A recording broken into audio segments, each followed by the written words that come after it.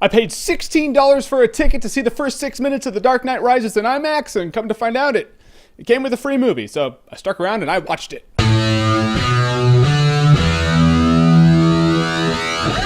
Mission Impossible Ghost Protocol. Alright, so for me personally, I wasn't really excited for this Mission Impossible movie. Why? Because I saw Night and Day. I mean, it looked like it would be fun, but it looked like fun in that Mission Impossible 2 kind of fun way. Alright, so in Mission Impossible Ghost Protocol, the Kremlin gets bombed, and Tom Cruise and his crew, they're blamed for it. Kremlin getting bombed is pretty much like the Russian 9/11. You don't want that shit to happen. So Tom Cruise and his crew, they're out there, no support whatsoever, and they gotta clear their names and find whoever did this. Or get branded as terrorists, get executed, and, you know, war will happen. Yeah, you don't want that. It's a bad day. Alright, so Mission Impossible Ghost Protocol. It was good, and it was also great. It has some of the most exciting action sequences I've seen this side of the summer movie season. It should have been a summer movie. Why wasn't it? I don't know, because there's probably a lot of assholes like me out there that didn't think it would be good. Turns out it is, so you people like me, you are wrong. Like the scene you saw in the trailer where he's climbing the Dubai Tower. The Dubai Tower is the largest tower in the world. And he has to Spider-Man crawl up the glass. And of course, things go wrong, things go awry, and it turns out to be one of the most exciting action sequences I've seen like all year. And the good thing about the action in this movie is it's not just like, oh, action sequence, oh, okay, it's over. It's like, oh, action sequence, okay, it's over. It's not over, it's still going. All right, this is awesome, it's great, it's a,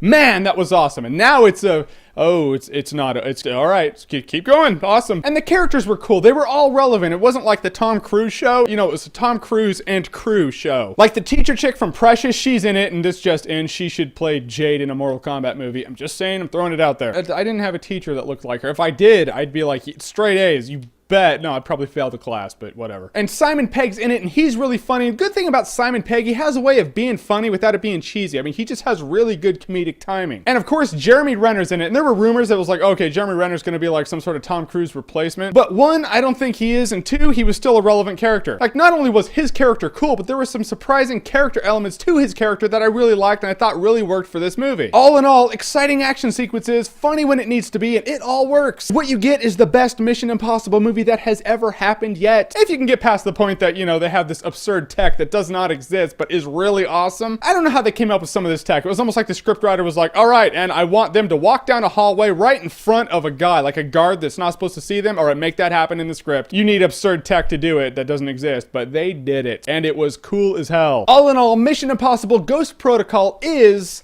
awesometacular.